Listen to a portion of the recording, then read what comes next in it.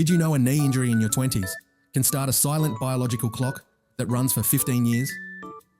You might think you fully recovered because the pain stopped, but your joint environment may still be changing. Save this now, because understanding this recovery window is key to long-term mobility. Not medical advice.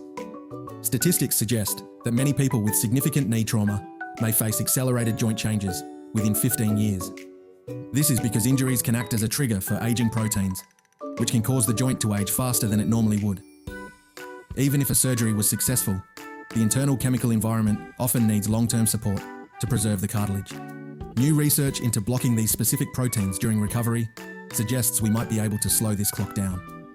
We finally have a window for preventative care that traditional recovery sometimes misses.